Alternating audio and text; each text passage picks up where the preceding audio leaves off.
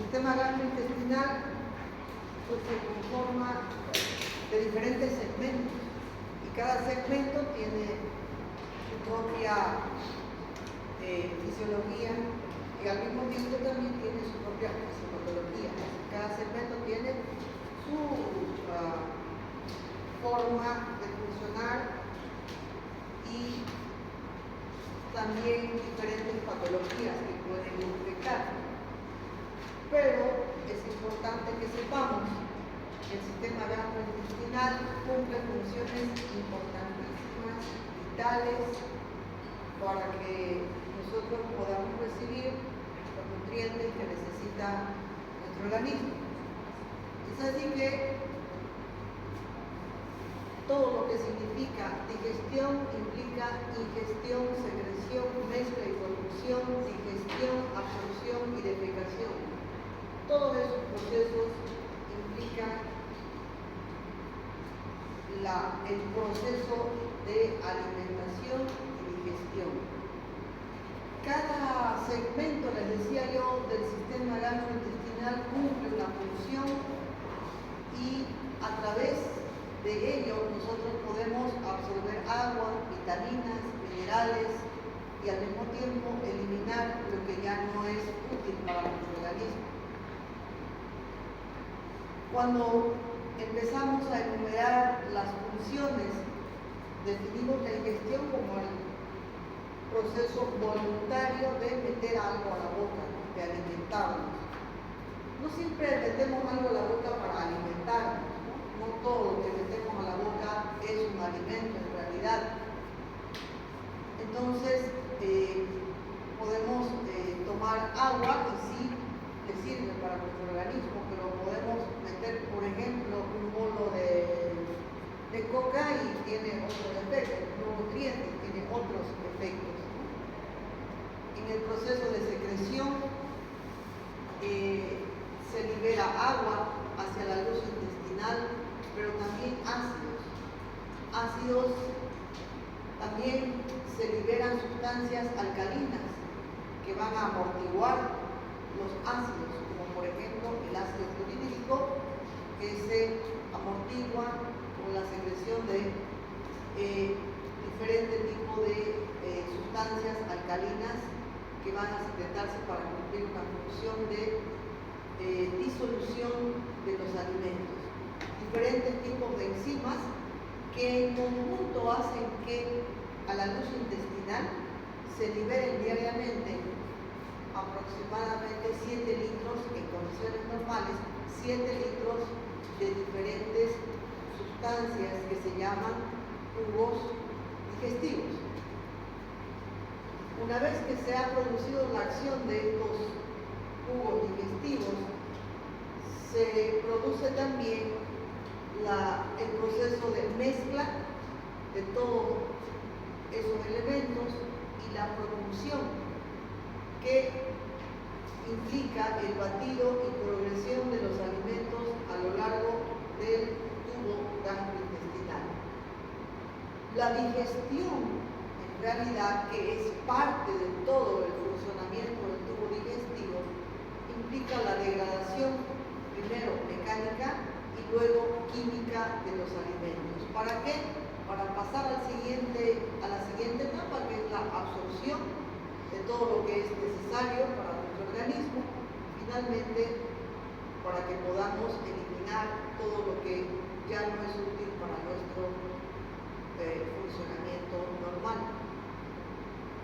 Para que todo esto funcione, necesitamos entonces, desde el inicio de la boca, tiene que haber indemnidad de los dientes, la lengua, las glándulas salivales y también órganos accesorios a la digestión, como son el hígado, la vesícula biliar y el páncreas. Entonces, además de lo que implica el tubo digestivo, tenemos estos órganos digestivos accesorios que sin ellos la digestión no es normal. Los dientes son importantísimos para empezar a triturar los alimentos, así como la lengua para movilizar y llevar hacia atrás el alimento que se ha puesto a la boca y se ha triturado con los dientes. Si Sin saliva esto realmente es muy difícil, es imposible.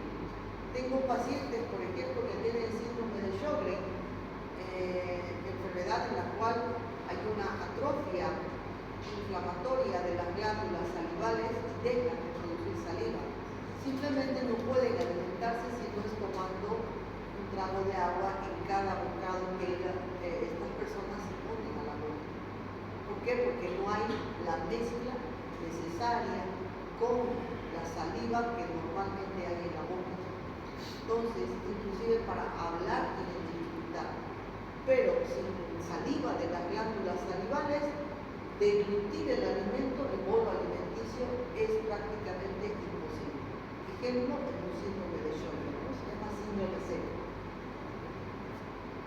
Y por supuesto la función del hígado, que son fundamentales para metabolizar todos los alimentos y proporcionarlos hacia todas las células ya como glucosa, como proteínas, como albúmina, etcétera, para que puedan ser aprovechados en el funcionamiento celular.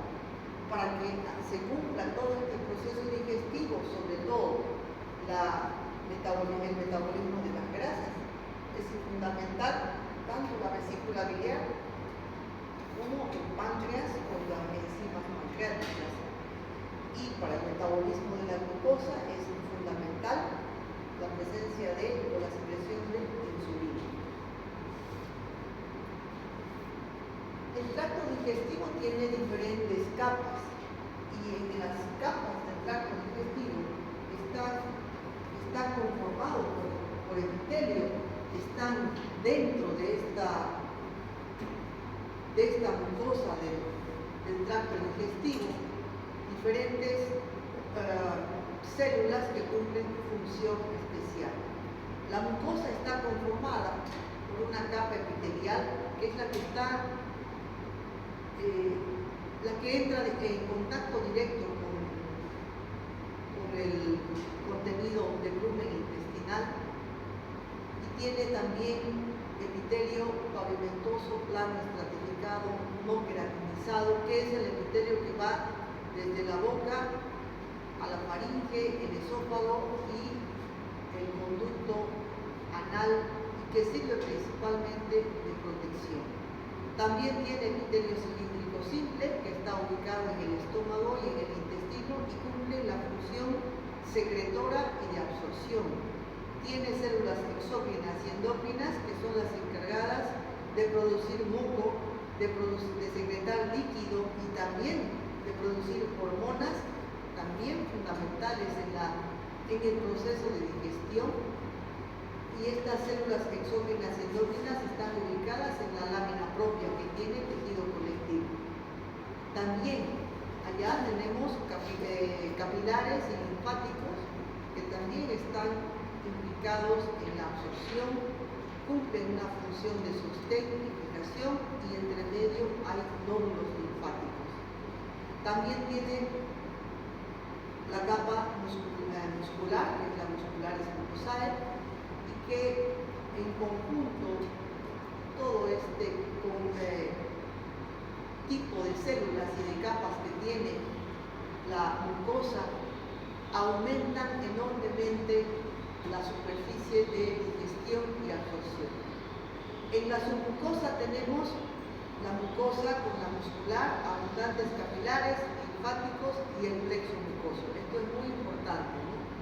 Que en la submucosa está el plexo mucoso. Luego viene la capa muscular, y capa muscular tiene tanto la boca, la faringe y el esófago, pero aquí en estos segmentos es capa de tejido músculo-esquelético, es decir, la deglución es un acto voluntario.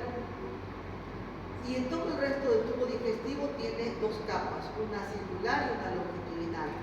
Estas capas, circular y longitudinal, están perfectamente diseñadas ¿para qué? Para los movimientos de propulsión del contenido luminal.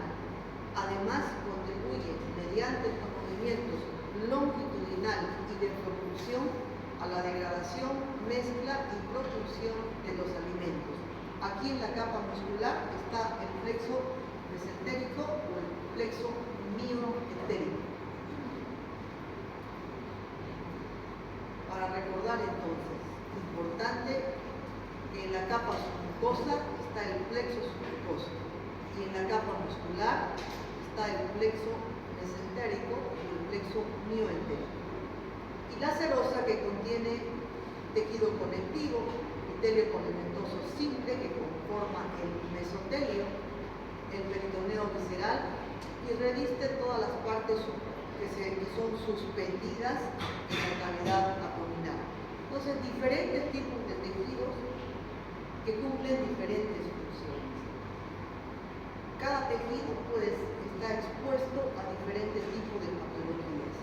Entonces es importante recordar cuál es su función para que podamos nosotros saber qué sucede cuando alguno de estos tejidos o cuando alguna enfermedad afecta a alguno de estos tejidos.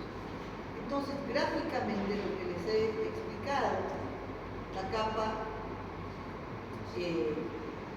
la mucosa, la submucosa,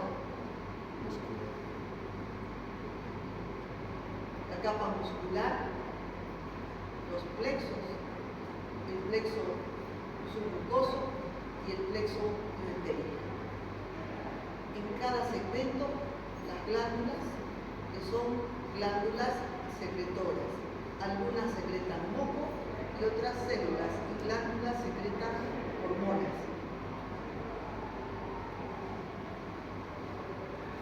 Tanto el plexo submucoso como el plexo mioentérico constituyen esto que se llama sistema nervioso entérico. Sistema nervioso entérico, dependiente del sistema nervioso autónomo. Dependiente del sistema nervioso autónomo. Y el sistema nervioso entérico es importante entender porque de esa manera funciona el proceso digestivo, regula la secreción de líquidos, regula la producción de hormonas y regula la motilidad de los diferentes segmentos intestinales. Entonces, tenemos el plexo mioentérico, que es el que se conoce también como el plexo mioentérico de Auerbach, y el plexo submucoso de Messner. Este plexo submucoso de Messner tiene dos neuronas, una neurona motora y una neurona sensitiva, que están inervando el epitelio de la mucosa. El plexo mioentérico, que está ubicado en la musculatura lisa y longitudinal de la capa muscular, tiene solamente una neurona motora. Tanto el plexo mioentérico como el plexo mioentérico dependen del sistema nervioso autónomo. El décimo par inerva prácticamente todo el tubo digestivo, el sistema gastrointestinal, con excepción de la última mitad del intestino grueso. Esa mitad del intestino grueso, la parte final, está inervada por el parasimpático y a través de ramas que provienen de la médula espinal sacra y son los que controlan el acto de defecación. Entonces, todo el tubo digestivo está regulado por el sistema nervioso autónomo. Y la última parte del sistema del tubo digestivo, que corresponde a la mitad del intestino grueso, está inervado por ramas parasimpáticas que provienen de la médula sacra. ¿Cuáles son las funciones digestivas que se llevan a cabo en la boca? Miren cuántas funciones y qué importantes son, ¿no? La mejilla y los labios. La mejilla y los labios son importantísimos. Una persona que no tenga labios o que no tenga una adecuada función de las mejillas no va a poder mover adecuadamente el alimento que se acumula en la boca. Entonces, tanto la mejilla, los labios y los dientes mantienen dentro de la cavidad oral la comida, los alimentos, y el resultado de esto es un adecuado proceso de trituración o desmenuzamiento de los diferentes tipos de alimentos que ingresan a la boca. Una persona sin dientes no es una persona que se pueda alimentar normalmente. Por eso es fundamental tener dientes. Una persona sin dientes o va a tragar alimentos parcialmente fragmentados y obviamente va a tener dificultad para deglutir y obviamente va a tener dificultad para digerir o para que siga el proceso digestivo de esos alimentos, o simplemente va a tener que alimentarse con papillas o alimentos semisólidos. ¿Por qué? Porque los dientes son fundamentales. Lo mismo una persona que tenga, por ejemplo, una neuralgia del glosofaringeo o que por un accidente cerebrovascular no tenga un movimiento normal de la lengua, no va a poder tener un movimiento coordinado de la masticación. Entonces esa persona se va a lesionar frecuentemente en la lengua provocando úlceras. Las glándulas salivales, les decía, pues secretan saliva y son fundamentales porque lubrican y humedecen tanto la boca como la faringe. La saliva no solamente ablanda, humedece y disuelve los alimentos, sino que contiene amilasa salival. Esa amilasa salival ya en la boca comienza a degradar los almidones. La lengua y los músculos extrínsecos permiten que el alimento vaya de un lado a otro, permitiendo movimientos del bolo alimenticio dentro de la cavidad oral y lo acomoda en la parte posterior de la cavidad oral, acomoda el bolo alimenticio para que pueda ser deglutido.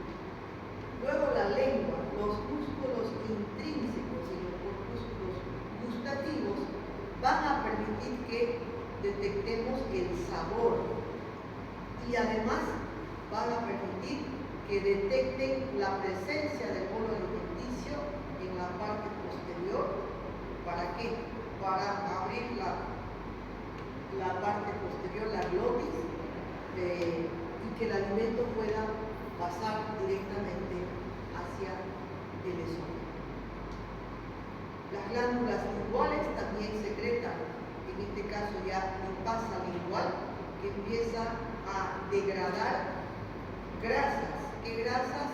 Empieza a degradar triglicéridos, ácidos grasos y triglicéridos. Los dientes, como dice ahí, cortan, desgarran, desmenuzan los alimentos. ¿Para qué? Para que con partículas más pequeñas el proceso de deglución y digestión sea más fácil.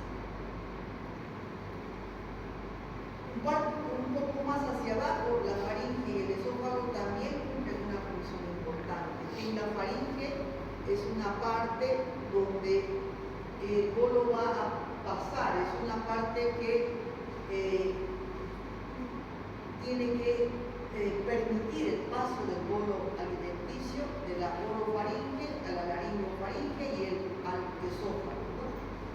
Y el esófago pues tiene también simultáneamente y de forma sincrónica relajar el esfínter esofágico superior para que el bolo alimenticio pase y empieza la fase esofágica del movimiento peristáltico.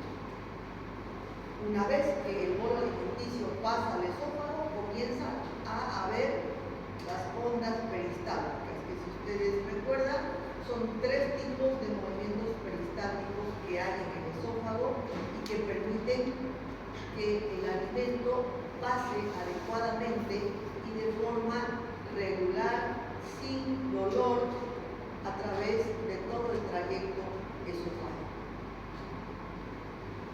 que llega a la parte inferior, al tercio inferior, tiene que haber un estímulo que permite que el esfínter esofágico inferior, o sea, el cardias, se relaje. Tiene que haber entonces un relajamiento del esfínter esofágico inferior. En ese segmento tenemos glándulas que producen moco y permiten que al pasar el alimento haya una protección del tercio inferior de la mucosa esofágico, permiten la entrada del bolo alimenticio al estómago y lubrican el esófago entonces para facilitar el paso del bolo alimenticio. Hasta este segmento, ¿qué patologías son importantes? Todo lo que es patología oral, habitualmente lo ven los odontólogos o muchas veces los otorrinolaringólogos, ¿no? Tengo una paciente que tiene una enfermedad que se llama esclerosis sistémica y que ha hecho prácticamente una parálisis del esófago, con lo cual tiene reflujo, constantemente reflujo. Como tiene reflujo, pasaron varios meses antes de que vuelva al consultorio y cuando volvió se había internado porque por una neumonía. ¿Quién la recibe para internarse? No siempre comprenden o tienen conocimiento de la patología de base, en este caso una esclerosis sistémica progresiva. Es una enfermedad autoinmune que produce un exceso de colágeno y un endurecimiento de la piel, pero además de algunos tejidos con epitelio y músculo liso como es el esófago. Entonces esta paciente ha perdido las ondas peristálticas, el esófago es prácticamente un tubo inmóvil que ha perdido su peristaltismo y por lo tanto el cardias tampoco ni se relaja ni se cierra. Entonces está también inmóvil y tiene reflujo. La paciente se interna por una neumonía, le hacen una endoscopía, tiene ya un esófago de Barrett, que van a ver luego qué es un esófago de Barrett. Es una ulceración y cicatrización del tercio superior del esófago que acorta el esófago. Y como no puede deglutir, le colocan una sonda nasogástrica para alimentar a la paciente. El tema es que la paciente va al consultorio y hace una sonda de alimentación enteral, pero la queja de ella es diferente. La queja con la que ella va es dolor. ¿Qué tipo de dolor? Un dolor purulento. Un dolor, según refiere la paciente, extremadamente fuerte y de características purulentas. O sea, ella siente que le quema. ¿Cuándo? No espontáneamente, sino cuando ella cuando intenta pasar su saliva, cuando va a deglutir. Partiendo de la descripción que ella hace del dolor, no es un dolor crónico, no es un dolor gravativo, no es un dolor común el hecho de que una paciente refiera dolor purente. Ya ahí deberíamos prestar atención al dolor, y más aún si se presenta frente a un movimiento en particular, que es el intentar deglutir. El tema es que la mando a que la vea el otorrino por una neuralgia nerviosofaríngea. Ella tiene una neuralgia nerviosofaríngea.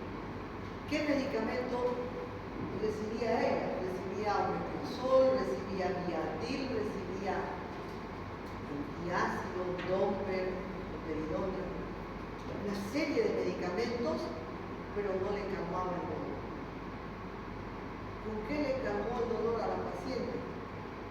Con un medicamento para un proceso neuropático. para un proceso neurálgico, que en este caso es pregabalina. Le dimos pregabalina y la paciente mejoró del dolor. No ha desaparecido el dolor, pero ya está mucho mejor. Entonces, les comento esto a propósito de que pues la parte de acá arriba muchas veces es desconocida. Se afecta en algunas enfermedades sistémicas, pero casi siempre la ve el otorrino o la ve el odontólogo. Y como médicos generales pues tienen que saber que este segmento también puede ser afectado por enfermedades sistémicas, ¿no? En este caso teníamos una enfermedad neurálgica, pero también al mismo tiempo les explico que el esófago es un segmento del tubo digestivo que cumple una sola función. ¿Cuál es? La del pasaje del bolo alimenticio. Pero ese pasaje del bolo alimenticio implica que el esófago esté cumpliendo normalmente sus funciones. Como hemos visto que en el momento en que la parte posterior de la lengua, a través de la estimulación de ese segmento, relaje el esfínter esofágico superior, empiece a haber motilidad esofágica y cuando caiga el bolo alimenticio en el tercio inferior, relaje el esfínter esofágico inferior o cardias y permita la caída del alimento a nivel del estómago, de la cámara gástrica. ¿Cuál es la patología más frecuente de este segmento? Es un trastorno en el esfínter esofágico inferior, en el cardias. Una incompetencia del esfínter esofágico inferior, que se traduce en ¿qué? En reflujo gastroesofágico. Todos alguna vez hemos debido sentir ardor cuando decimos, ay, me cayó mal algo, me hizo mal el pan que comí, la torta que comí. ¿Qué es eso? Pirosis, ¿no?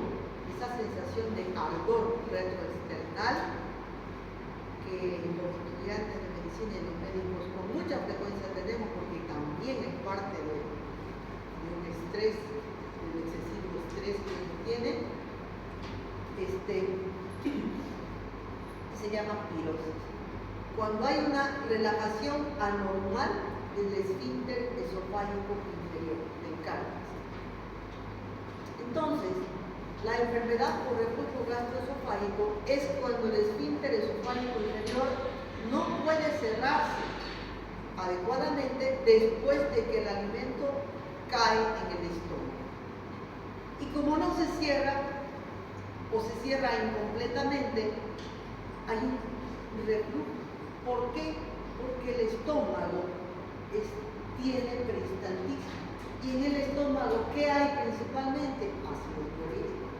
Los alimentos caen al estómago y empieza a secretarse ácido clorhídrico. La mucosa del estómago está preparada para recibir ácido clorhídrico, pero la mucosa esofágica no está preparada para recibir ácido clorhídrico. El ácido clorhídrico es abrasivo, quema, porque es una sustancia extremadamente ácida y el epitelio esofágico no está preparado para eso. Por eso el reflujo que sucede es de alimentos con ácido clorhídrico o ácido clorhídrico. ¿Cuándo? Cuando estamos estresados y dentro de nuestro estrés, nuestro estómago secreta mucho ácido clorhídrico y si tenemos un esfínter incompetente, hay salida de ácido clorhídrico y pirosis retroesternal. Entonces, se produce una irritación por ácido clorhídrico y un síntoma que lo reconocemos como pirosis. Algunos alimentos producen una mayor secreción de ácido clorhídrico, necesitan mayor secreción de ácido clorhídrico, como por ejemplo el café, el chocolate, las grasas, el alcohol y el tabaco provocan una alteración o en la secreción de ácido clorhídrico o en la función del esfínter esofágico inferior, provocando con frecuencia reflujo gastroesofágico. Entonces, esto se llama enfermedad por reflujo gastroesofágico o ERG, se abrevia así, enfermedad por reflujo gastroesofágico. Debemos saber que el reflujo es normal por breve tiempo inmediatamente después de comer. Más aún si hemos comido en abundancia o hemos acompañado los alimentos con líquido y más aún todavía si ese líquido es gaseoso. Puede haber un aumento de la presión gástrica que afecte el cierre del cardias y haya reflujo. Pero eso es temporal, por un breve tiempo, puede ser, como dice aquí, normal durante un corto periodo postprandial. ¿Saben qué es postprandial, verdad? Sí. ¿Cuándo es patológico el reflujo? Cuando es frecuente y es duradero. Cuando es sintomático y produce lesión de la mucosa. ¿Cuáles son los factores que permiten el reflujo gastroesofágico? Primero, una hipotonía del esfínter esofágico inferior. Luego, las relajaciones transitorias anormales del esfínter esofágico inferior. Y esta es la causa más importante. Relajación transitoria del esfínter esofágico inferior en ausencia de alimentos.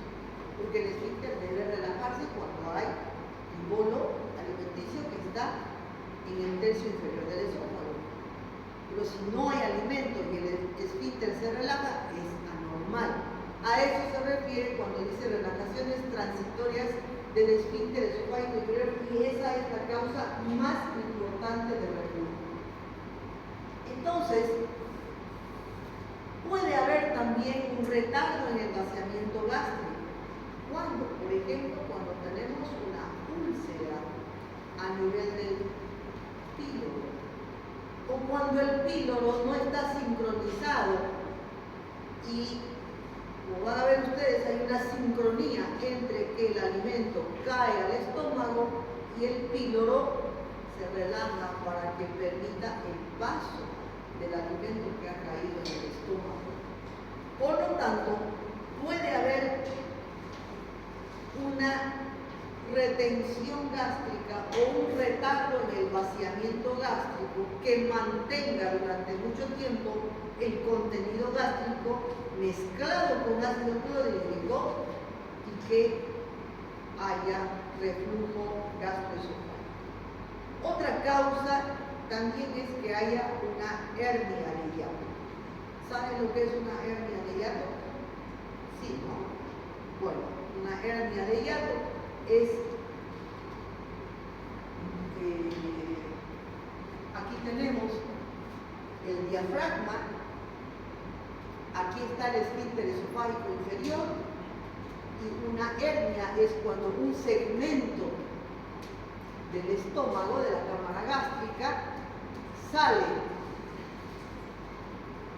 por encima del diafragma como si fuera una hernia. Esta parte sale y forma una hernia. Ahí el esfínter esofágico no se va a poder cerrar nunca. Entonces la hernia de hiato es una causa también de reflujo gastroesofágico. ¿Cuál es el agente lesivo más importante de esta enfermedad que se llama enfermedad por reflujo gastroesofágico? ¿Cuál es? el ácido clorhídrico. El ácido clorhídrico tiene una acción directa sobre la mucosa esofágica, una lesión que quema, es una lesión abrasiva sobre la mucosa esofágica, que tiene como protección moco. Hemos visto que hay células que producen moco, que revisten el esófago, pero el ácido clorhídrico termina lesionando la mucosa esofágica en el tercio inferior, porque ese moco resulta ser insuficiente para proteger de la acción del ácido clorhídrico. Entonces hay una acción directa del ácido clorhídrico que lesiona el tercio inferior. Otras sustancias que contienen el jugo gástrico es la pepsina. La pepsina también puede refluir y tiene una acción proteolítica. Algunas veces hay una retención durante tanto tiempo en el estómago, o la alimentación tiene tanto contenido de grasa que se mezcla fácilmente con la bilis, y lo que refluye hacia el esófago es bilis. Y la bilis ya no es ácida, es alcalina, y produce otro tipo de lesión a nivel del esófago. Pero también la bilis tiene una acción detergente. Llamamos acción detergente porque la bilis es fundamental para disolver las grasas. Por eso es que tiene una acción detergente.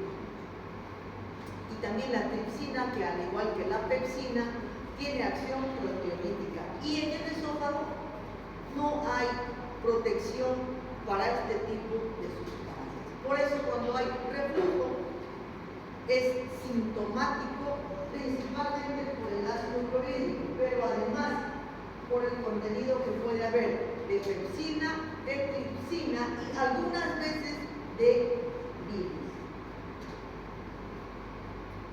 La enfermedad por reflujo gastroesofágico, entonces, es cuando el contenido gástrico, fíjense que está constituido por epitelio cilíndrico, y el epitelio esofágico es diferente, es epitelio escamoso. Son dos tipos de epitelios que cumplen funciones diferentes.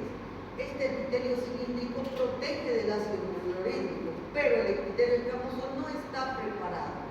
Entonces, cuando hablamos de enfermedad por reflujo gastroesofágico, hablamos de que hay una salida, un ascenso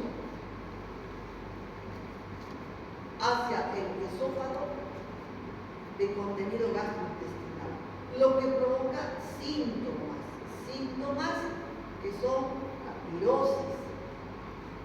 Y como vemos, el ácido clorhídrico y las otras sustancias que pueden contener el reflujo producen quemadura, producen irritación, inflamación, pueden llegar a ulcerarse y pueden llegar a sangrar por efecto de la lesión por reflujo gastroesofágico. Muchas personas tienen reflujo tan severo que les afecta la calidad de vida. Quiere decir, no pueden acostarse, no pueden dormir en decúbito dorsal, tienen que dormir semisentados. ¿Por qué? Porque simplemente el reflujo no les permite acostarse. Tengo una paciente que vino de Pando, que tiene otra enfermedad, se llama una dermatomiositis, con un reflujo brutal. Tomaba constantemente antiácidos, cada hora o cada 2 horas estaba tomando antiácidos, o antiax, o cualquier antiácido, ¿no? Y han visto que tomar mucho antiácido produce ¿qué? Alcalosis metabólica, ¿no? Bueno, no llegó a eso esta señora, pero bueno, sí tomaba, todo el tiempo tomaba antiácidos. Y la única solución ha sido hacerlo, ¿verdad? La única solución ha sido provocar o hacer también una cirugía, la derivé al cirujano, para que le haga una cirugía para reflujo, que es un nuevo esfínter.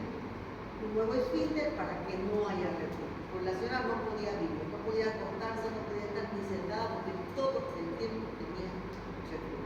Entonces sí, el reflujo gastroesofágico puede afectar la calidad de vida de las personas. Entonces, tenemos factores que son agresivos para la mucosa esofágica, como el ácido clorhídrico en primer lugar, luego las enzimas pancreáticas, la bilis, la tripsina, la pepsina. Esos factores son agresivos para la mucosa esofágica, pero también tenemos factores defensivos, como son la barrera mucosa que les decía que protege al esófago. Y otro factor protector del esófago, ¿cuál es? El peristaltismo. El peristaltismo que permite que haya esto que se llama aclaramiento esofágico, que hace que el alimento nunca vaya para arriba, sino que vaya para abajo.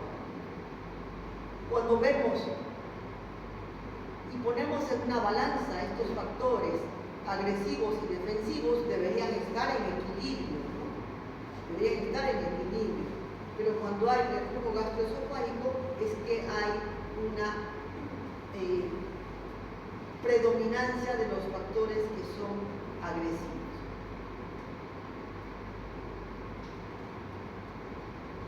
En relación al reflujo y sintomáticamente, hay una pérdida de la capa protectora de la mucosa esofágica y puede llegar a lesionar en diferente grado la mucosa esofágica, provocando una inflamación que se manifiesta por dolor torácico, disfagia,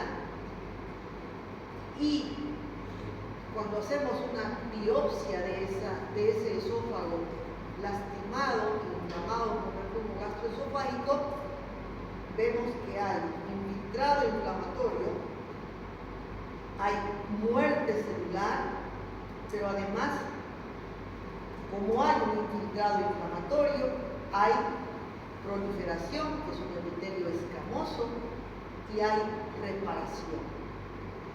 Como hay proliferación y reparación, y esto es por un efecto lesivo constante, eso puede llevar a metaplasias, luego a displasia y luego a anaplasia. Quiere decir que el reflujo gastroesofágico es un factor de riesgo para un cáncer de células escamosas a nivel del esófago, ¿no? Entonces, metaplasia, esófago de Barrett y luego malignización. ¿Qué situaciones hacen que se presente el reflujo gastroesofágico con mucha frecuencia? Con mucha frecuencia el reflujo gastroesofágico se presenta en embarazadas, en el último trimestre del embarazo. ¿Por qué? Porque aumenta la presión intraabdominal por el crecimiento del útero. Asimismo, no necesariamente embarazadas, sino personas que tengan un abdomen prominente, una obesidad de segundo o tercer grado, produce también un aumento de la presión intraabdominal, vencimiento del esfínter esofágico inferior y reflujo. Entonces, obesidad, gestación, enfermedad bronquial, la enfermedad pulmonar obstructiva crónica y el enfisema pulmonar provocan por aumento en la presión intratorácica y tos, provocan finalmente una pérdida de la resistencia del esfínter esofágico inferior, que frecuentemente tiene, además de las complicaciones respiratorias, tienen además enfermedad por reflujo gastroesofágico. Durante la infancia normalmente hay una inmadurez del esfínter esofágico inferior. Entonces, si ustedes ven un bebé de 3 meses que acaba de tomar leche y lo ponen rectito, ¿qué hace el bebé? Vomita. Eso es reflujo gastroesofágico. ¿Por qué? Por inmadurez del esfínter esofágico inferior. Es normal. Es anormal cuando, claro, tiene 3 añitos, 4 añitos y sigue vomitando. No, eso ya no es normal. Cualquier cirugía de esófago o cirugía gástrica, sobre todo ahorita la cirugía que se está haciendo mucho, la cirugía del bypass gástrico, llega a producir reflujo gastroesofágico. Finalmente, el estilo de vida, como el tabaquismo y el alcoholismo, también están asociados a reflujo gastroesofágico. Entonces tenemos factores que son de riesgo para la enfermedad por reflujo gastroesofágico. La herencia, bueno, hay cierta tendencia familiar a tener reflujo gastroesofágico. Siempre decimos, hay enfermos, no enfermedades. Sobrepeso, obesidad, sobre todo obesidad central, tabaquismo, alcohol, embarazo, y otros como el estilo ya de vida, el elevado consumo de grasas, chocolate, café, alcohol, la cirugía por manga gástrica y la presencia de Helicobacter pylori. El Helicobacter pylori es sumamente frecuente como causante de diferentes síntomas de enfermedad gastroesofágica. Entonces, considerar cuando hay reflujo gastroesofágico persistente, hacer una endoscopía y hacer un test o análisis para Helicobacter pylori. ¿Qué eventos contribuyen al reflujo? Relajaciones transitorias del esfínter esofágico inferior. Esto es algo que depende del funcionamiento del cardias. Factores gástricos, como por ejemplo un inadecuado vaciamiento del estómago y una presión basal del esfínter esofágico inferior menor que la normal. Como dice aquí, tiene el esfínter esofágico inferior, está constituido por músculo liso y la presión con la cual se cierra varía durante el día. Esta presión basal es entre 10 a 20 milímetros de mercurio. Pero esta presión pues, se ve afectada por la presión abdominal, por la distensión del estómago, gástrica, la concentración de ciertos alimentos, hormonas, péptidos, también ciertos medicamentos pueden afectar la presión basal del cardias. Esta es una imagen que les quería explicar anteriormente de lo que es una hernia hiatal por deslizamiento. Fíjense, aquí está el diafragma y ha habido una hernia completa, prácticamente ha salido toda la parte superior del estómago. Aquí una hernia paraesofágica y una hernia hiatal mixta por deslizamiento y paraesofágica.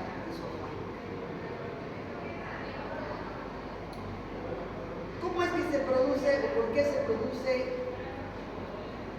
la lesión en la enfermedad por reflujo gastroesofágica? Por exposición prolongada ¿a qué? Al ácido clorhídrico. Hay una exposición persistente, prolongada al ácido clorhídrico. Eso rompe la barrera mucosa, altera la respuesta funcional, provocando trastornos motores y provocando, se refiere trastornos motores como a la pérdida de la presión de cierre del cardias. Hay a ese nivel de tercio inferior del estómago una respuesta inflamatoria, un grado inflamatorio, inflamación y fibrosis. Todo proceso inflamatorio da lugar a un proceso de fibrosis. En este proceso inflamatorio y la lesión persistente, el factor desencadenante persistente provoca muerte y descamación celular, proliferación de la capa basal, aumento del grosor de la capa basal, puede haber erosiones, esas erosiones, ulceraciones dependiendo de la profundidad, que van a terminar en repararse, pero la reparación se hace a partir del epitelio escamoso e inicialmente da lo que se llama el epitelio o el esófago de Barrett, luego displasia y luego un adenocarcinoma. Esto es un esófago de Barrett donde hay cambio de la mucosa esofágica del epitelio del tercio inferior del esófago, cambia por otro tipo de células, ¿no? De células epiteliales que van a dar lugar a un cambio en las células. Entonces, en el esófago de Barrett hay una metaplasia intestinal que cambia o se reemplaza el epitelio escamoso, que normalmente es el que tapiza el tercio inferior del esófago, y predispone entonces a la presencia de un adenocarcinoma, ¿no? Como hay cambios inflamatorios, este segmento termina por un reemplazo de las células normales de este segmento por un tejido fibroso cicatrizal que retrae el esófago. Al retraer el esófago hay un acortamiento del esófago. Y como hay un acortamiento del esófago, el esfínter esofágico inferior también recorre y el reflujo se hace más persistente. ¿Cuáles son los síntomas de la enfermedad por reflujo gastroesofágico? Entonces, la regurgitación dolorosa, la pirosis, ¿no? Esa es una regurgitación dolorosa. Síntomas respiratorios. Claro, muchos pacientes consultan por tos y no tiene nada a nivel respiratorio, no tiene nada a nivel de oídos, de boca, y lo que pasa es que durante la noche hay reflujo y el reflujo llega a afectar el tercio superior de la orofaringe, dando lugar a un proceso irritativo y tos. El paciente consulta por tos. Un paciente que no sepamos la causa de la tos, hay que hacerle, primero hay que preguntarle si tiene pirosis, ¿no? ¿Qué le vamos a preguntar? ¿Usted tiene pirosis? No, el paciente no sabe qué es pirosis. Le vamos a preguntar términos que el paciente maneja. ¿Tiene acidez? ¿Tiene agruras? ¿Tiene vinagreras? Eso reconoce el paciente, ¿no? Bueno. Síntomas respiratorios, pirosis, dolor torácico, disfagia y muchas veces sangrado.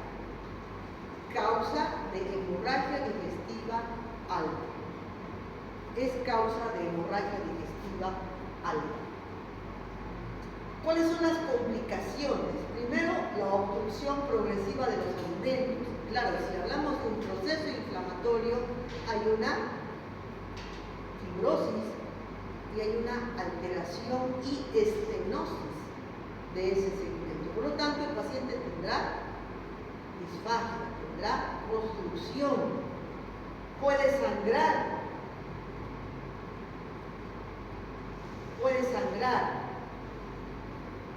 puede perforarse, da lugar a un esófago de Barrett, finalmente puede producir cáncer.